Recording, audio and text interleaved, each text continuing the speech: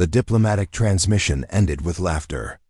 Not polite chuckling, but full-throated mockery that echoed through the command deck of the U.S. Defiance. Admiral Rebecca Hayes watched the Torvin ambassador's face contort with amusement as he stared at the human fleet assembled near Mars. "These are your warships?" Ambassador Rand wheezed between laughs. "I have seen garbage scows with more dignity. Surrender your mining colonies now, and we will pretend this embarrassment never happened." Hayes killed the transmission. Around her, the crew sat in silence. Through the observation window, their fleet hung in space like a collection of mismatched toys. The U.S. Defiance itself had started life as a colony transport. Its hull wore patches of armor scavenged from 15 different sources, each panel a different shade of gray or silver. The engines glowed an unhealthy orange instead of the standard blue. "Show me the rest of them," Hayes said quietly. The tactical display lit up with 73 ships. The U.S. Breaker had been a mining vessel, its drill arms replaced with mass drivers that looked like they might fall off. The U.S. Wanderer was an old exploration ship, bristling with sensor arrays, but armed with exactly 2 missile tubes. The U.S. Freedom was a generation ship that had never completed its journey. Now too slow to dodge anything but carrying enough armor to survive a small star-going Nova. Commander Owen Price stepped up beside her. His engineering uniform was stained with grease from the 17-hour shift he had just finished. "The reactors are stable." "Mostly stable. The Redemption's port engine still runs hot, but it won't explode." "Probably," Hayes repeated, 60% sure. Hayes rubbed her temples. 6 months ago, Earth had possessed a real navy. 40 sleek destroyers, 12 cruisers, and 3 carriers. Then the Korath pirates had ambushed a trade convoy near the Centauri jump point. The Navy had rushed to help and walked straight into a trap. 28 ships destroyed. The rest crippled beyond repair. Earth's defense industry could build proper warships, but it took time. 3 years minimum for a destroyer. The Torvin Collective had given them 6 months to abandon 3 colony worlds or face military action. So humanity had improvised. Every ship that could mount a weapon was drafted. Mining vessels became destroyers. Cargo haulers became cruisers. That ancient generation ship became a battleship by virtue of being too stubborn to die. Engineers worked miracles with duct tape and desperation, mounting weapons wherever they could find space. Lieutenant Yuki Tanaka looked up from her console. She was 26 and had been a civilian game designer before the draft. "Admiral, the Torvin fleet just entered the system. 42 ships. All military grade. Put it on screen." The display changed. The Torvin Warfleet emerged from their jump in perfect formation. Each ship was identical in class, moving with synchronized precision. Their hulls were polished silver, gleaming under the distant sun. Their weapons arrays were symmetrical, efficient, beautiful. They looked like a real navy. "They are broadcasting our fleet composition across the galactic network," Tanaka said. "Multiple species are watching." Hayes pulled up the feeds. A dozen alien news networks were showing split screens. On one side, the pristine Torvin fleet. On the other, humanity's collection of flying scrapyards. The commentary was in languages Hayes did not speak, but the laughter translated fine. Price leaned in. "We can still run. Take the fleet to the outer system. Make them chase us while Earth evacuates the colonies. And then what? They will just come back. Take another system. Then another." Hayes straightened her uniform. It was navy blue with gold trim, designed to look impressive during diplomatic meetings. She had never felt more like a fraud. "No, we fight. With this?" Price gestured at the display showing their fleet. "With this." Hayes confirmed. She opened a channel to all ships. 73 captains appeared on her screen. Most were civilians who had been given crash courses in military tactics. A few were retired Navy, called back to service. One was a freighter captain who had been hauling grain 2 months ago. "The Torvin think they have already won," Hayes said. "They think our ships are junk. They think we will run." She paused. "They are right about our ships. These are not proper warships. But that does not mean we cannot fight." She pulled up tactical overlays. Every military in the galaxy follows the same doctrine. Same formations. Same tactics. Same weapons. They are predictable because they all learn from the same academies. Hayes smiled. It was not a kind smile. "We never went to their academies. We do not follow their rules." "Price, are the surprises ready?" Price grinned despite himself. "The mining lasers are calibrated. The industrial fabricators are loaded. The fishing nets are deployed." "Fishing nets?" someone asked. "Monomolecular wire fishing nets," Price clarified. "Rated to catch asteroids. Should work fine on ships." Tanaka pulled up the Torvin formation. "They are moving to surround the colony. Standard encirclement pattern. By the book." "Then we throw out the book," Hayes said. "All ships, scatter formation. I repeat, scatter. Every captain fights independently. Use whatever works. Mining lasers, cargo rams, improvised explosives. I do not care if you hit them with a wrench, just make it hurt." The channel filled with acknowledgments. Hayes watched the tactical display as her fleet broke apart, each ship heading in seemingly random directions. It looked like chaos. It looked like panic. It looked like exactly what she wanted. The Torvin fleet adjusted, trying to predict human movements. Their formation shifted with mechanical precision. Hayes opened a channel to the Torvin flagship. Ambassador Ran appeared, still smirking. "Have you reconsidered surrender?" "I have a question," Hayes said. "Your ships are all the same class. Same speed. Same weapons.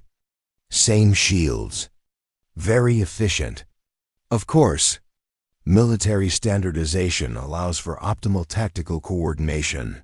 Right, so when my ships do something unexpected, all 42 of your ships will be confused at exactly the same time." Hayes leaned forward. "Good luck predicting chaos." She cut the transmission and turned to her crew. "All ships engage at will. Show them what scrap can do." Admiral Corvin studied the tactical display with satisfaction. His analysts had calculated a 17-minute engagement.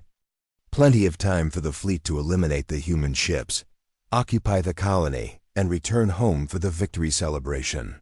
"Their ships are breaking formation," his tactical officer reported. "No pattern detected." Corvin nodded. "Panic. They realize they cannot win." He gestured lazily. "Execute encirclement formation 7. Maintain firing lanes. Let us make this quick."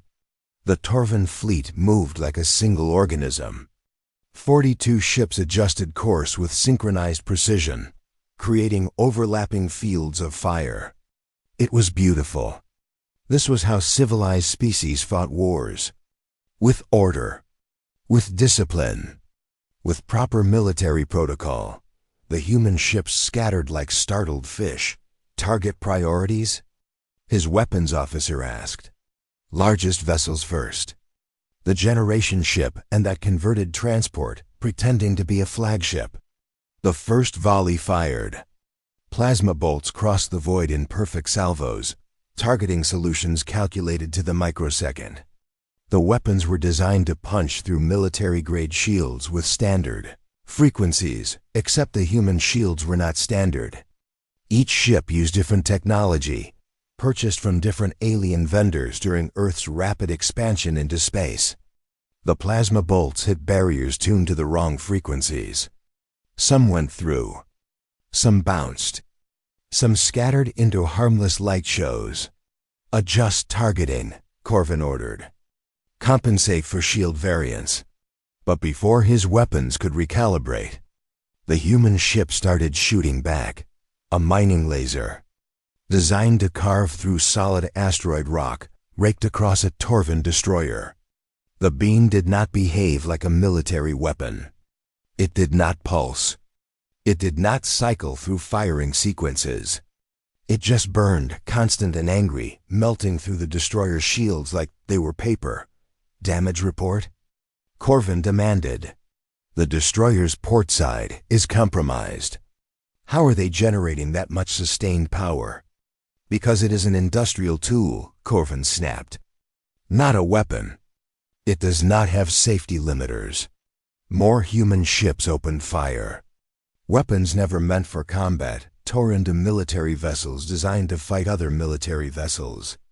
A cargo hauler launched its entire inventory of mining charges, each one a shaped explosive meant to crack asteroids.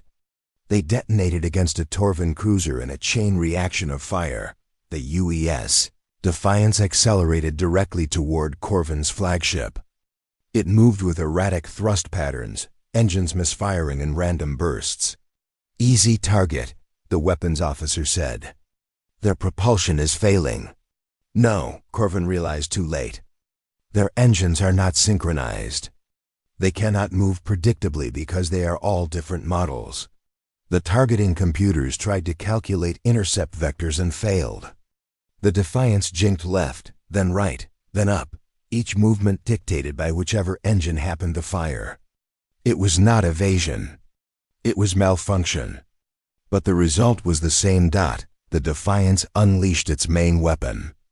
An industrial fabricator meant to spray molten metal for ship repairs in zero gravity.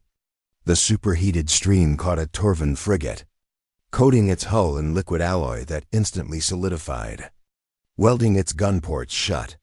"This is insane," someone whispered. A human ship deployed what looked like a massive net. Corvin watched in disbelief as monomolecular wires spread across space, invisible until it caught the light. A Torvan destroyer flew straight into it. The wires sliced through the hull like a razor through silk. "Reform the battle line," Corvin ordered. "Close ranks. Mutual supporting fire." His fleet adjusted, pulling into a tighter formation. This was proper tactics. Ships covering each other. Overlapping shields. Concentrated firepower. The humans kept scattering, refusing to form any coherent pattern. A converted prison transport, the U.E.'s Redemption, took a direct hit from a plasma cannon. Its forward section exploded. Escape pods launched. The ship was dying. Then it accelerated. "What is that ship doing?" Corvin demanded. The Redemption, trailing fire and atmosphere, aimed directly at a Torvan heavy cruiser. No evasion. No weapons fire. Just acceleration. "They are ramming us," the tactical officer shouted. "They are actually ramming us." The two ships collided. Metal tore. Reactors breached. The explosion consumed both vessels in a sphere of nuclear fire. Silence filled Corvin's bridge. No civilized species rammed. It was wasteful, inefficient. It violated every principle of proper warfare. Ships were expensive. Trained crews more so. You did not throw them away like ammunition. Except humans apparently did. The explosion had created a gap in the Torvan formation. 3 human ships, including one that looked like it was built from spare parts in someone's garage, poured through the opening. They fired everything they had. Mining lasers. Improvised missiles. One ship simply hurled chunks of metal using electromagnetic accelerators. Corvin's shields took hit after hit. Return fire. But the human ships were already gone, splitting in 3 different directions. His weapons tracked one, fired, and missed as the target's engines misfired at exactly the right moment to dodge. A transmission came through on all frequencies. Admiral Hayes appeared on his screen, her uniform disheveled, her ship burning in a dozen places. "You want to know our military doctrine?" she said. "We do not have one. Every captain makes their own decisions. Every ship fights differently. Try to predict that." She was right. Corvin realized it with growing horror. His entire fleet was built on the principle of coordination. Each ship relied on the others to follow doctrine, to be where they were supposed to be, to act in predictable ways. The humans had no doctrine, no coordination, no predictability. They were 73 individual captains, all fighting their own private wars, and that made them impossible to counter as a unified force. All ships, break formation, Corvin ordered. Engage targets independently. But his crews were not trained for independent action. They were trained to follow orders, to maintain formation, to execute standard tactics. Another human ship exploded under concentrated fire. But before it died, it launched every piece of cargo in its hold at high velocity. Metal crates, spare parts, and shipping containers became kinetic missiles that tore through 2 more Torvin vessels. Corvin watched his beautiful, coordinated fleet fall apart against opponents who fought with scrap metal and desperation. This was not war. This was chaos. And chaos, he was learning, did not follow anyone's rules. The primary weapons array on the UES Stonebreaker exploded in a shower of sparks and molten metal. Alarms screamed through every deck. Crew members scrambled to contain the fire while damage reports flooded in from all sections. David, who had been a mining ship captain for 15 years. He had hauled ore from asteroid belts, navigated debris fields, and once survived an engine failure in the middle of nowhere with nothing but spare parts and stubbornness. This was just another problem to solve. "Report," he said calmly. "Main guns are gone. Mass driver is offline. We have point defense lasers, and that is it." Wu looked at the tactical display. 3 Torvin destroyers were moving to flank his position. Their weapons were charging for another volley. His shields were at 30%. Running was not an option.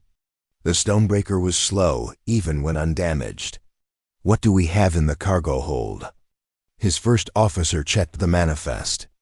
"Mining charges. About 600 of them. They are scheduled for delivery to the New Brisbane colony." "Not anymore." Wu opened the ship-wide channel. "Engineering, I need the mass driver operational in 2 minutes. I do not care if it can only fire once. Just make it work." "Captain, the mass driver is designed for ore containers, not explosives. I know what it is designed for. Get it working." Wu plotted a course that would bring the Stonebreaker within firing range of the nearest destroyer. It meant taking hits. It meant shields would probably fail. But if this worked, it would be worth it. The engineering team performed miracles with cable ties and prayer. The mass driver coughed back to life, drawing power from the auxiliary reactor. It would fire exactly once before the whole system melted. "Load every mining charge we have," Wu ordered. "Pack them tight." The crew stared at him. "Captain, if we fire that many charges at once, I know." "Do it anyway." 600 mining charges, each designed to crack open asteroids, were crammed into a mass driver meant to throw rocks. The Torvin destroyers closed in, their weapons glowing with ready power. Wu waited until they were at point-blank range. Then he fired. The mass driver hurled 600 explosives at the lead destroyer. They hit in a cluster. The first charge detonated. Then the second. Then all of them. One cascading explosion that turned the destroyer into an expanding cloud of debris. The Stonebreaker's mass driver melted into slag. The recoil sent the ship spinning. But the destroyer was gone, and the other 2 were backing away. Their captain suddenly very cautious about approaching the damaged mining vessel. Across the battlefield, similar scenes played out. The UE's Wanderer had started the battle as the fleet's weakest combat asset. Its only weapons were 2 missile tubes, and it had already fired all its ammunition. Commander Lisa Park studied her sensor arrays and made a decision. "Broadcast our tactical data to the fleet," she ordered. "Full spectrum. Update every 2 seconds. The Wanderer's advanced exploration sensors could track every ship in the system simultaneously. It could measure shield strengths, detect weapon charges, and predict movement patterns better than any military sensor suite. Park turned her ship into a mobile command center. She did not fire weapons. She fed targeting data to everyone else. The U's freedom took advantage. The massive generation ship could not dodge. It could barely move. But with perfect targeting data from the Wanderer, it did not need to. Its weapons, mounted on every available surface, fired with pinpoint accuracy. Every shot hit. Every shot counted. On the Torvin flagship, Admiral Corvin watched his tactical display fill with red warnings. His fleet was being picked apart by ships that should not be able to fight at all. Their censorship is coordinating their fire, an officer reported. If we eliminate it, we have been trying, Corvin snapped. It stays at maximum range and jumps away every time we target it. A medical ship, the U.E.'s Mercy, drifted past a Torvin cruiser. It had no weapons. It was marked with red crosses on white backgrounds, universal symbols of non-combatant status. The Torvin ignored it as protocol demanded. The Mercy's captain activated her surgical lasers. Precision medical tools designed to perform operations at the cellular level. She targeted the cruiser's sensor array and fired. The surgical laser, accurate to a fraction of a millimeter, carved through the sensor array like a scalpel through tissue. The cruiser went blind. 3 human ships converged on it immediately, hammering it with everything they had. They weaponized a medical ship. Someone shouted on the Torvin command channel. Commander Owen Price watched the battle from the Defiance's engineering deck. His console showed every human ship in the fleet, their systems jury-rigged and held together with improvisation. A disabled frigate drifted near the battle's edge, its crew evacuated. Price remotely accessed its systems. The ship was dead, but its reactor still worked. Its engines were gone, but its weapons drew power. He slaved the frigate to his console and turned it into a drone. The frigate fired on the nearest Torvin ship, then self-destructed before they could return fire. Price had just turned a casualty into a weapon. Lieutenant Tanaka coordinated point defense systems across the human fleet. She had grown up playing strategy games, building custom units, and developing unusual tactics. This was no different. Torvin. Point defense systems are optimized for fast missiles, she reported to Hayes. They track velocity and predict impact points. So, send them something slow. Tanaka grinned. She ordered 3 cargo haulers to launch their shipping containers at minimum velocity. Big metal boxes, drifting through space at barely 50 meters per second. The Torvin point defense ignored them. Too slow, too primitive. Not threats. Until they reached the Torvin ships and exploded. Each container packed with industrial charges. Hayes watched her fleet fight with mining equipment, medical tools, cargo containers, and sheer desperation. Ships designed for peace were tearing apart ships designed for war.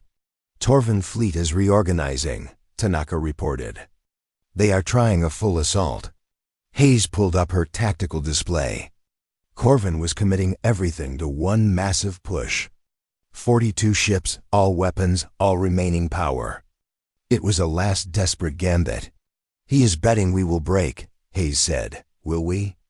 Hayes looked at her fleet, battered, burning, held together with improvisation and willpower. Then she smiled. Price, how many ships can still move? 58. More than enough. All ships, here's what we do. The Torvin flagship led the charge with 38 remaining ships in perfect formation.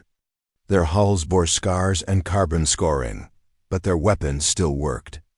Their shields still held. Admiral Corvin had made his decision. No more careful tactics. No more attempting to outthink the chaos. Just overwhelming firepower. All ships maximum thrust. Full weapon discharge on my mark. Corvin's voice carried across every channel. "We will crush them in a single pass." The formation accelerated, a wall of military might bearing down on the scattered human fleet. It was glorious. It was proper warfare. It was how battle should be won. Hayes watched them come. 58 human ships drifted in apparent disarray, some damaged and venting atmosphere, others barely moving. They looked defeated. They looked ready to break. That was the idea. "Fall back," Hayes ordered on the fleet channel. "Make it look good." The human ships retreated, their movements ragged and uncoordinated. Some moved fast. Some barely crawled. Several tumbled as if their attitude control had failed. The Torvin formation surged forward, scenting victory. "They are taking the bait," Tanaka reported. Price was monitoring something else. "Magnetic grapple ships are in position." Hayes had spent the last hour herding the Torvin fleet. Every human retreat, every apparent mistake, had slowly pushed them toward a specific region of space. An area now filled with debris from destroyed ships. Chunks of hull. Broken weapons. Shattered armor plating. Pieces of vessels that had died so others could live. The Torvin formation entered the debris field at full speed. Their point defense systems tracked the larger pieces, ready to shoot down anything that might pose a threat. "Now," Hayes said, 15 human ships, positioned at the edges of the debris field, activated their magnetic grapples simultaneously. Industrial tools designed to collect ore and salvage. They grabbed every piece of metallic debris within range and hurled it inward. The debris field became a storm. Thousands of metal fragments, accelerated by magnetic force, converged on the Torvin formation from every direction. The point defense systems tried to respond. They shot down hundreds of pieces, but there were thousands more. Metal rain hammered the Torvin ships. Individual pieces did little damage, but the storm was relentless. Shields flared and failed. Hull plating cracked. Sensor arrays shattered. "Break formation," Corvin ordered. "Scatter." But the Torvin fleet was locked in synchronized movement patterns. Breaking formation required coordinated deceleration, simultaneous course changes, and careful spacing to avoid collisions. It required time. They did not have time. The debris storm intensified. A Torvin destroyer took a chunk of armor plating through its main engine. The ship spun out of control, colliding with a cruiser. Both vessels careened into a third ship. The perfect formation became a tangle of metal. "All human ships fire at will," Hess ordered. Her fleet opened up with everything they had left. Mining lasers carved through damaged shields. Improvised missiles struck vulnerable hull sections. Even the damaged ships that could barely move contributed, firing their few remaining weapons into the chaos. Corvin's flagship took hit after hit. His shields were gone. His weapons were offline. Around him, his beautiful fleet was being torn apart by junk and desperation. "Admiral, the generation ship is charging its reactor," someone reported. "Power readings are off the scale." Hayes had left the Freedom for last. The massive vessel sat at the edge of the battlefield, too slow to engage, too tough to kill quickly. Its captain had been given specific orders. The Freedom initiated reactor overload. Not a malfunction. A deliberate, controlled release of every joule of energy in its massive power core. The crew had already evacuated. "Reactor critical in 60 seconds, the automated system broadcast. All ships clear the area." The human ships, already scattered, accelerated away. The Torvin fleet, clustered together and tangled in debris, tried to break free. Corvin realized what was about to happen. Full power to engines. "Get us out of here." His flagship struggled forward. Around him, other ships attempted the same. Some made it clear. Most did not doubt the Freedom exploded. Not like a weapon. Like a star being born. The detonation released enough energy to turn night into day on the colony world below. The shockwave expanded at a significant fraction of light speed. 14 Torvan ships vanished in the initial blast. 8 more were crippled beyond repair. The survivors found their shields depleted, their systems damaged, and their fleet in ruins. Hayes felt sick. The Freedom's automated systems had handled the final moments, but real people had flown that ship into position. Real people had made sure the detonation would count. She had ordered it. They had obeyed. Torvan flagship is still operational, Tanaka reported quietly. Heavily damaged. They are trying to regroup, Price looked at Hayes. We can finish them. 20 ships are still combat capable. Hayes stared at the tactical display. The Torvan fleet was broken. 38 ships had entered the debris field. 11 remained, all damaged. She could destroy them. Every military instinct said to press the advantage, but she had not been military 6 months ago. She had been a cargo captain. She remembered what it felt like to watch a ship die with all hands aboard. She opened a channel to Corvin's flagship. The Torvan admiral appeared on screen. His face was bruised. His uniform was burned. Behind him, his bridge was a wreck of sparking consoles and emergency lighting. You fought well, Corvin said. His voice was hollow. We did not expect. I am offering terms, Haas interrupted. You leave, now. Take your remaining ships and go. We will not pursue. Corvin stared at her. Why? Because I have lost 15 ships today. You have lost 27. Because people are dying on both sides. Because this war was stupid from the start. Hayes leaned forward. You came here to take our colonies. You failed. You can leave with your remaining ships, or you can stay, and we will trade our last 20 ships to destroy your last 11. Your choice. Silence filled the channel. We fought to survive, Hayes continued. You fought for territory. Ask yourself which one mattered more. Ask yourself if dying here will change anything. Corvin looked at his ruined bridge, at his exhausted crew, at the tactical display showing ships that would never fly home. We will withdraw, he said finally. The Torvan fleet limped away, their formation broken, their pride shattered. Hayes watched them go and felt no victory. Just exhaustion and the weight of all those empty ships drifting in the void. Long-range sensors detected them first. 9 separate fleets, converging on the new Brisbane system from different jump points. Admiral Hayes read the identification codes with growing tension. The Moran Sovereignty, the Kelsh Coalition, the Havrim Empire. Species that had ignored humanity's application for full galactic citizenship were now arriving in Force. Commander Price appeared at her shoulder, his face gray with fatigue. Should I coordinate evacuation protocols? Hayes did the math in her head. Her fleet had 58 ships when the battle started. Now she had 43, and most of those were held together with hope and emergency welds. Her weapons were depleted. Her shields were at a fraction of capacity. Half her ships could not maneuver properly. Not yet, she said. Let us see what they want. The alien fleets dropped out of hyperspace and took up positions around the system. They did not approach. They did not power weapons. They simply watched. A transmission came through from the Galactic Council. The emergency session had been called 3 hours into the battle, when it became clear that humanity was not going to fold immediately.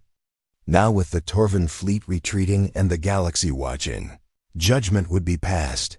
The council chamber appeared on Hayes' screen. Representatives from 47 species sat in tiered seats. At the center, the council chancellor, a being from the ancient Valorian Accord, gestured for silence. The human-Torvan conflict has concluded. This council convenes to determine humanity's status in galactic society. The chancellor's translation device rendered emotion as flat bureaucratic speech. Ambassador Ran of the Torvin Collective will speak first. Ran appeared. The same diplomat who had mocked humanity's ships now wore formal robes instead of his casual attire. His expression was carefully neutral. The Torvin Collective acknowledges that our military action against Earth colony holdings was conducted under false assumptions. We believed humans were weak. We were wrong. He paused. Humans defended their territory using legitimate military force. By galactic law, they acted in self-defense. We withdraw all claims to disputed systems. Murmurs filled the council chamber. Ran had just given humanity everything they wanted. Furthermore, Ran continued, the Torvin Collective formally requests a non-aggression pact with Earth. We believe our two species can benefit from peaceful cooperation. The Chancellor nodded. The Council acknowledges the Torvin statement. Other species may now comment. A representative from the Havrim Empire stood. Her species had dominated galactic military affairs for 3 centuries. Humanity's actions were irregular and dangerous. They employed weapons never intended for combat. They sacrificed ships without regard for proper military doctrine. They created chaos where there should be order. Hayes felt her jaw tighten. This sets a dangerous precedent, the Havrim continued. If lesser species begin to believe they can challenge established powers through unconventional means, galactic stability will collapse. We propose restricting humanity's fleet size and prohibiting their unorthodox weapon systems.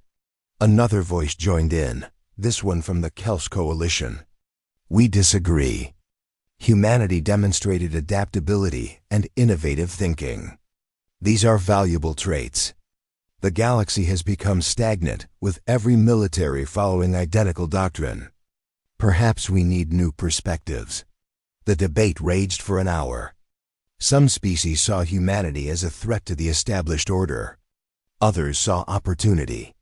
A few simply wanted to study how humans had turned civilian equipment into effective weapons. Lieutenant Tanaka was monitoring something else. Admiral, we are receiving private transmissions. 12 different species have sent requests for military consultation. 5 are asking about technology exchange. 3 want to purchase ship designs. Ship designs? Price laughed bitterly. We don't have designs. We have whatever we could bolt together fast enough. Apparently that is the point, Tanaka said. They want to learn how to improvise. The council vote came down. 32 in favor of recognizing humanity as a full military power. 15 against. Provisional status granted with restrictions on fleet size and expansion into disputed territories. It was a compromise that satisfied no one and solved nothing.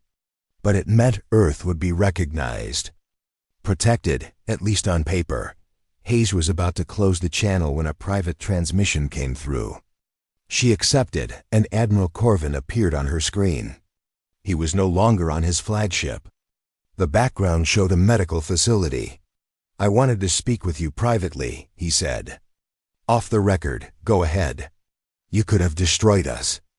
After the Freedom detonated, we had nothing left. You let us go. Hayes shrugged. Killing you would not have changed anything. It would have sent a message. That humans are ruthless, dangerous. Corvin leaned forward. Instead, you sent a different message. That humans will fight when pushed, but prefer to find another way. Some species will see that as weakness. Some species are wrong. Corvin smiled slightly. Yes, they are. He paused. I am being reassigned. Not a punishment. A new role. The Torvin military is creating a division focused on unconventional warfare. They want someone who has experienced it firsthand. Congratulations. Thank you. I learned more in 6 hours fighting your fleet than in 20 years at the Academy. He straightened. Humanity has changed something fundamental in the galaxy. Military doctrine that has been standard for centuries is being questioned. Powers that seemed unshakable are being re-evaluated. You did that with scrap metal and desperation. The transmission ended. Hayes turned to find her senior officers watching her. What now? Price asked. Hayes pulled up a display showing Earth orbit. Construction crews were already at work. New ships were being built, but they were not sleek military vessels. They were modified freighters, converted mining ships, improvised designs that made no sense to anyone trained in proper military engineering. Now we embrace what we are, Hayes said.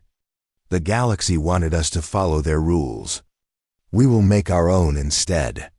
The alien fleets began departing. Some with friendly intent, some with suspicion. All of them uncertain about what humanity would do next. That uncertainty, Hayes realized, was the best weapon they had. 6 months after the Battle of New Brisbane, Earth orbit looked like an organized disaster. Admiral Rebecca Hayes floated in the observation deck of the newly commissioned UES Defiance II and watched construction crews weld together a destroyer made from 3 different freighter hulls. None of the sections matched.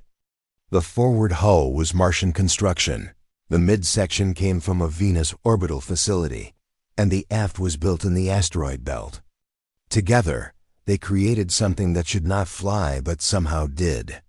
"It is beautiful," Commander Price said beside her. He had been promoted twice and turned down both. He preferred engineering to administration. "It is a mess," Hayes corrected. But she was smiling. Lieutenant Tanaka, now a full commander, pulled up a holographic display. "We have 17 ships in this style under construction. Everyone is different. The crews are already nicknaming them. Let me guess. More junkyard references?" "Proud junkyard references," Tanaka clarified. "The crews wear it as a badge of honor now." Earth had faced a choice after New Brisbane. Build a proper military following galactic standards, or embrace the chaos that had saved them. The decision had not been difficult. Humanity had proven that unconventional worked. Why change? The Adaptive Warfare Academy had opened 3 months ago in Geneva. Military officers from Earth and 6 allied species attended courses on flexibility over doctrine. The curriculum included sections on improvisation, creative problem-solving, and how to turn any tool into a weapon if necessary. Price had taught a class on emergency repairs. His first lesson was titled, "If it looks stupid but works." It is not stupid. The alien students had been confused until the practical exercise, where they had to build a functional weapon system using only parts from a food processing plant. A Kelsch officer had created a mass driver using industrial refrigeration compressors. She had received top marks. Hayes walked through the orbital station toward the command briefing room. The walls displayed messages from allied species, trade agreements, and technology exchange programs. Humanity had become a hub for unconventional thinking. Not everyone was happy about it. The Havram Empire had lodged 17 formal complaints about humanity's military practices. Their ambassador had called the Adaptive Warfare Academy a threat to civilized conflict. Resolution. Hayes had replied that maybe civilized conflict resolution was the problem. The briefing room held familiar faces. Price and Tanaka had arrived early. Commander David Wu was there, promoted after his mining charge Gambit had destroyed a Torvan destroyer. Commander Lisa Park attended via hologram from the Wanderer, now the fleet's dedicated reconnaissance vessel. "Status reports," Hayes requested. "The shipyards are ahead of schedule," Price said. "We will have 40 new vessels operational within 3 months. All improvisational designs. No 2 are identical. Foreign military observers?" Hayes asked. Tanaka pulled up data. "We have officers from 19 different species studying our methods. The Moran Sovereignty wants to purchase design specifications." I explained we do not have specifications. They asked how we build ships without plans. I said we make it up as we go. They thought I was joking. Fleet readiness? Wu answered. Every ship captain has been through unconventional warfare training. We have established the 3 core principles: adapt, improvise, survive. Crews are encouraged to modify their ships based on personal experience. Hayes nodded. This was the military she wanted. Not rigid. Not predictable. Not like everyone else. A priority transmission interrupted the briefing. The Galactic Council appeared on screen. The Chancellor looked concerned. Admiral Hayes, we have a situation. A hostile force has entered the Rigel sector. They are attacking trade routes. The species affected have requested assistance. We are asking Earth to contribute to the defense fleet. Hayes studied the data. The hostile force used hit-and-run tactics, striking convoys and disappearing before defense forces could respond. Standard military fleets were too slow to catch them. What do we know about them? Very little. They do not match any known species. Their ships are fast and heavily armed. Traditional task forces have failed to engage them effectively. Hayes looked at her officers. Price was already calculating logistics. Tanaka was analyzing tactical patterns. Wu was checking ship readiness. We will send a fleet, Hayes said. But we do it our way. Of course, the Chancellor said. He had learned not to question human methods. The transmission ended. Hayes pulled up a star chart showing the Rigel sector. It was 4 weeks away at standard hyperspace speeds. Recommendations? She asked her team. Send the fast response group, Tanaka suggested. 15 ships. All converted courier vessels and scout ships. They can match the enemy's speed. Arm them with what? Price asked. Courier ships were not designed for combat. Then we improvise, Wu said. Mining lasers on fast platforms. Net launchers. Whatever works against hit-and-run tactics. Hayes made the decision. Assemble the fleet. You have 72 hours to modify the ships for combat operations. Use anything that works. Wu, you have command. Wu nodded. Understood. We will make it work. I know you will, Hayes said. You are human. That is what we do. 3 days later, the human task force departed for the Rigel sector. 15 ships that looked like someone had strapped weapons to racing yachts. The galaxy watched with a mixture of curiosity and concern. Hayes returned to the observation deck as the fleet jumped to hyperspace. Earth hung below, blue and green and beautiful. Humanity had come so far in just a few decades. From a single planet to a galactic power, not through superior technology, not through overwhelming force, but through adaptability and the willingness to do whatever was necessary. Price joined her at the window. Do you think we changed the galaxy? Hayes considered the question. Out there, species were questioning their military doctrines. Ships were being built in new ways. Officers were learning to think creatively instead of following ancient protocols. I think we reminded the galaxy that there is more than one way to fight, she said. That rules are made by people, and people can change them. She smiled. And we are very good at changing rules.